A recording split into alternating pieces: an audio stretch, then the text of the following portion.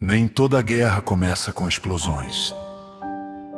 Algumas começam com um pensamento sutil, um pensamento que parece pequeno, inofensivo, mas insistente. Você está vivendo sua rotina normal, cumprindo responsabilidades, interagindo com pessoas. Mas dentro de você algo começou a mudar. Não foi de uma vez, foi gradual. Uma inquietação que você não sabe explicar. Um desconforto que não tem causa visível. E você tenta ignorar. Só que ele volta. No livro de 1 de Pedro, capítulo 5, está escrito que o adversário anda ao redor procurando alguém para devorar. Ele não age de forma impulsiva. Ele observa. Ele analisa. Ele espera o momento de vulnerabilidade. A guerra invisível começa assim, por observação. Quando você está cansado, quando está frustrado, quando está emocionalmente exposto. Não é coincidência que muitos pensamentos negativos surgem nos momentos de exaustão. A mente cansada oferece menos resistência. Então começa o questionamento. Será que eu consigo? Será que eu sou capaz? Será que Deus ainda está comigo? Perceba que a dúvida não começa atacando sua força. Ela começa atacando sua identidade. No livro de Gênesis, no relato da tentação no jardim, a primeira estratégia usada foi distorcer o que Deus havia dito. A guerra espiritual sempre tenta alterar percepção antes de alterar comportamento. Se a percepção muda, a decisão muda.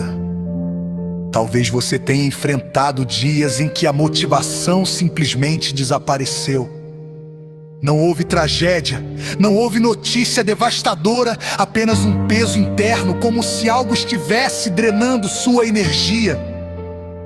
Essa é a natureza da batalha invisível. Ela trabalha no interior primeiro. No livro de Romanos, capítulo 7, o apóstolo Paulo descreve um conflito interno. Ele sabia o que era certo, mas sentia outra força operando dentro dele. Esse texto revela que a luta pode acontecer, mesmo quando existe consciência espiritual.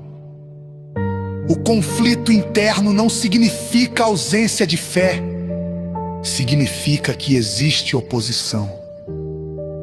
E oposição só surge quando há movimento. Se você não tivesse direção, não haveria resistência. Se não houvesse propósito, não haveria ataque. A guerra que ninguém vê é uma tentativa constante de enfraquecer sua convicção antes que você alcance aquilo que foi designado para você. Ela não começa dizendo, desista de tudo. Ela começa dizendo, isso não vai dar certo. Ela não começa dizendo, abandone a fé. Ela começa dizendo, talvez isso não funcione para você. É sutil, estratégica, persistente, e o maior perigo não é o ataque em si. É não reconhecer que ele existe. Porque quando você não reconhece a batalha, você interpreta tudo como falha pessoal. Você começa a se culpar por sentimentos que são, na verdade, resultado de pressão espiritual. Mas aqui está algo fundamental. Reconhecer a guerra não é entrar em paranoia, é desenvolver discernimento. Discernimento muda a postura. Quando você entende que há uma disputa pela sua mente, você começa a filtrar pensamentos. Você deixa de aceitar toda ideia como verdade absoluta. No livro de Provérbios, capítulo 4, Está escrito que devemos guardar o coração, porque dele procedem as fontes da vida. Guardar significa vigiar, proteger, não permitir acesso irrestrito. A guerra invisível tenta acessar aquilo que determina seu futuro, sua convicção. Talvez você esteja nesse exato momento atravessando um período em que tudo parece mais difícil do que deveria. Decisões simples parecem pesadas. Conversas normais parecem desgastantes. O silêncio parece barulhento. Isso não significa que você está quebrado. Pode significar que você está sendo pressionado. E pressão revela estrutura. Se algo desmorona facilmente, é porque precisava ser fortalecido. Se resiste, é porque há fundamento. A batalha que ninguém vê não é um sinal de fracasso. É evidência de que algo valioso está sendo disputado. E a pergunta que começa a surgir agora não é mais: por que isso está acontecendo? A pergunta começa a se transformar em como eu vou responder a isso. Porque existe uma diferença entre ser atacado e se entregar. A guerra pode ter começado silenciosa, mas sua resposta não precisa ser.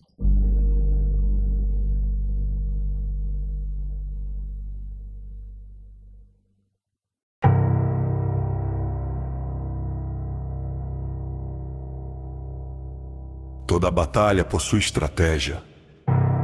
Nada é aleatório, nada é improvisado. No livro de Jó, é revelado algo impressionante, antes que qualquer perda acontecesse na vida dele. Houve uma movimentação no mundo espiritual. Conversas que ele não ouviu, decisões que ele não viu, permissões que foram concedidas sem que ele soubesse. Isso nos mostra que nem tudo começa no plano que enxergamos. Existem circunstâncias que são consequência de decisões humanas, mas existem pressões que têm origem em confrontos espirituais que ultrapassam nossa percepção. O inimigo raramente se apresenta de forma óbvia. Ele prefere infiltração. Ele trabalha na sugestão. Uma comparação aqui, uma lembrança dolorosa ali, uma sensação de desvantagem constante. Ele não precisa gritar quando pode sussurrar. E o sussurro, repetido muitas vezes, começa a parecer verdade. No livro de João, capítulo 8, Jesus declara que o adversário é mentiroso e pai da mentira. Observe que o texto não diz que ele cria sempre algo totalmente novo. Muitas vezes ele distorce o que já existe. Ele pega um erro real e transforma em identidade permanente. Ele pega uma falha pontual e transforma em rótulo definitivo. Ele pega um atraso temporário e transforma em sentença. A estratégia é clara: fazer você interpretar momentos como destino. Mas existe algo que precisa ser entendido. Mentira só tem poder quando encontra concordância.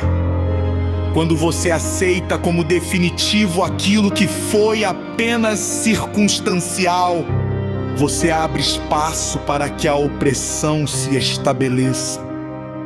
No livro de Deuteronômio, capítulo 30, Deus coloca diante do povo duas opções: vida e morte, bênção e maldição, e então declara: escolhe, pois a vida. A escolha não elimina a guerra, mas define o alinhamento. Há uma diferença entre ser pressionado e ser dominado. Domínio só acontece quando há rendição. A estratégia invisível tenta levar você a um estado de cansaço prolongado, onde reagir parece inútil, onde lutar parece desgastante demais, onde permanecer parece pesado. Mas observe algo importante: o adversário não ataca aquilo que já está parado. Ele tenta interromper movimento.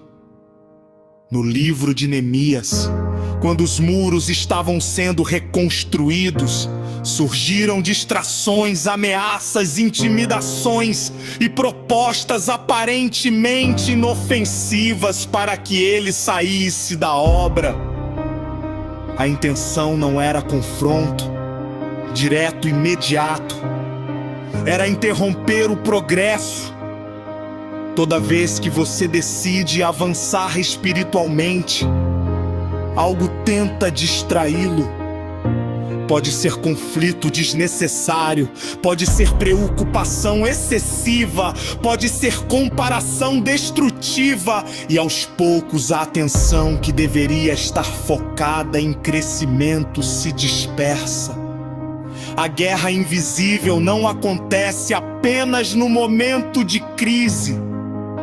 Ela acontece principalmente nos períodos de construção. Se você está tentando fortalecer sua fé, desenvolver disciplina, restaurar sua mente, é natural que exista resistência. Resistência não é sinal de abandono divino, é evidência de que existe avanço. Mas aqui está o ponto decisivo: estratégia só é eficaz quando não é identificada. Quando você começa a perceber padrões, você começa a quebrá-los. Quando você entende que certos pensamentos surgem sempre após determinadas situações, você começa a antecipar ataques. Antecipação gera preparo, e preparo muda resultado. Talvez você nunca tenha analisado o ciclo completo. Talvez tenha visto apenas o efeito final, o desânimo, a frustração, a insegurança, mas não tenha observado o início do processo. Tudo começa com uma sugestão, e a sugestão se transforma em meditação. A meditação se transforma em crença. A crença molda comportamento. É por isso que a guerra invisível é tão intensa. Ela disputa a origem das suas decisões. Mas existe algo superior à estratégia do inimigo. Existe autoridade espiritual concedida àqueles que se posicionam. E autoridade não é emoção, é entendimento. Quando você entende quem é diante de Deus, quando compreende sua posição espiritual, quando reconhece que não está sozinho no campo invisível, algo muda dentro de você. A guerra pode continuar acontecendo, mas agora ela encontra resistência consciente e resistência consciente altera o rumo da batalha.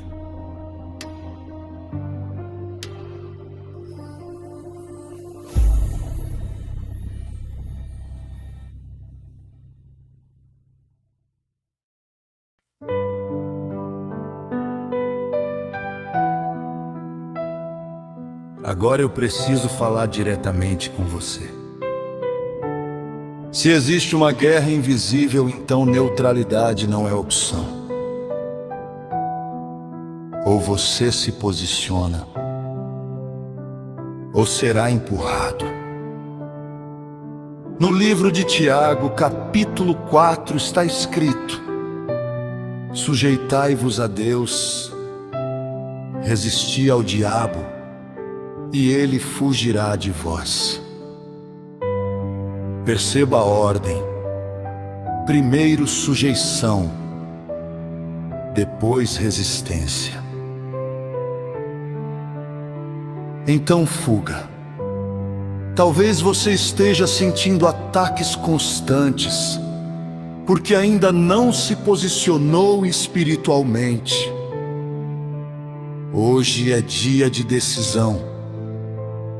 Você vai continuar permitindo que pensamentos negativos governem sua mente, ou vai assumir autoridade espiritual? A guerra é real, mas a vitória também é.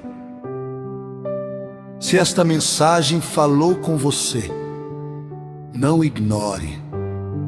Declare nos comentários: eu me posiciono.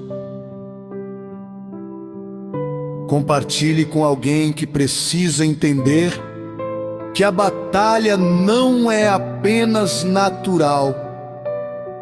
E se você quer continuar fortalecendo sua mente espiritualmente, permaneça aqui.